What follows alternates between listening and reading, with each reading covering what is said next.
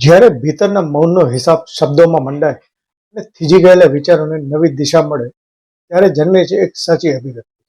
નમસ્કાર મિત્રો, હૃદયના આંતરનાદથી મસ્તિષ્કના ગહન મંથન સુધીની આ યાત્રામાં હું છું આપનો સાથી પુનિત ઠક્કર. મિત્રો, આજે અભિવ્યક્તિના આ મંચ પરથી મારે એવી પીડા વ્યક્ત કરવી છે જે માત્ર મારી નથી પણ સમગ્ર ગાંધીધામની છે. આપણા લોકલાડીલા કવિ નર્મદે કહ્યું છે, સૌ ચાલો જીતવા જંગ બિગોલો વાગે, સૌ ચાલો જીતવા જંગ બિગોલો વાગે, ત્યાં હોમ કરીને પડો ફતેહ છે આગે. આજે ગાંધીધામ માટે એવો જ એક જંગ જીતવાનો સમય આવી ગયો છે. ગાંધીધામ મહાનગરપાલિકાના કમિશનર શ્રી મનીષ ગુરવાણી સાહેબની અચાનક થયેલી બદલીએ આજે દરેક નિષ્ઠાવાન નાગરિકના હૃદયમાં એક ગહન પ્રશ્નાર્થ ચિહ્ન મૂકી દીધું છે. ગાંધીધામ જ્યારે શૈશવ અવસ્થામાંથી બહાર આવીને એક મહાનગર તરીકે આકાર લઈ રહ્યું છે, ત્યારે વહીવટી તંત્રના આવા કુશળ અને મક્કમ શિલ્પીની વિદાય આપણને ક્યાં જઈને ઉભા રાખશે? ગુરવાણી સાહેબના કાર્યકાળમાં આપણે જોયું કે વર્ષોથી વણ ઉકેલાયેલા દબાણ અને ગેરકાયદેસર બાંધકામો સામે તેમણે જે નૈતિક સાહસ દાખવ્યું તે અભૂતપૂર્વ છે.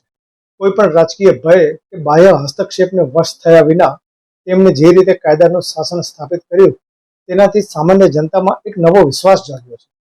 આજે અસામાજિક તત્વો દબાણ કરતા પહેલા 100 વાર વિચારતા થયા છે, કારણ કે તેમને ખબર છે કે સામે એક ન્યાયપ્રિય અને અડગ અધિકારી બેઠો છે. જળ સંચયથી લઈને અન્નનો બગાડ અટકાવવા જેવા સામાજિક વિષયો પર તેમનો રચનાત્મક અભિગમ એ સાબિત કરે છે કે તેઓ માત્ર એક શાસક નથી પણ જનતાના હિતેચ્છુ પણ છે. માનનીય મુખ્યમંત્રીશ્રીને મારે આ મંચ પરથી સવિનય રજૂઆત કરવી છે કે ગાંધીધામ હજી નવી જન્મેલી મહાનગરપાલિકા છે અને પાયાના પથ્થર સમાન આવા અધિકારીની બદલી કરવાથી વિકાસના સ્તંભો ડગી જશે. અત્યારે જ્યારે અનેક મહત્વાકાંક્ષી પ્રોજેક્ટ્સ અધૂરા છે, ત્યારે આ નિર્ણય શહેરના હિત વિરુદ્ધ સાબિત થઈ શકે છે. શું એક પ્રમાણિક અધિકારીનું ઇનામ માત્ર બદલી જ હોઈ શકે? આ સવાલ આજે દરેક ગાંધીધામ વાસીના મનમાં ઉઠી રહ્યો છે. ગાંધીધામની જનતાને પણ મારે હૃદયપૂર્વક હાકલ કરવી છે કે જો આજે આપણે આપણી અભિવ્યક્તિ નહીં આપીએ તો આવતીકાલે ફરીથી એ જ અરાજકતા અને એ જ ગંદકી આપણા આંગણે ઊભી રહેશે. આ વિડીયોને શેર કરો અને સોશિયલ મીડિયા પર સેવ ગાંધીધામ અને સ્ટોપ ધી ટ્રાન્સફર હેશટેગ સાથે આપણો અવાજ બુલંદ કરો.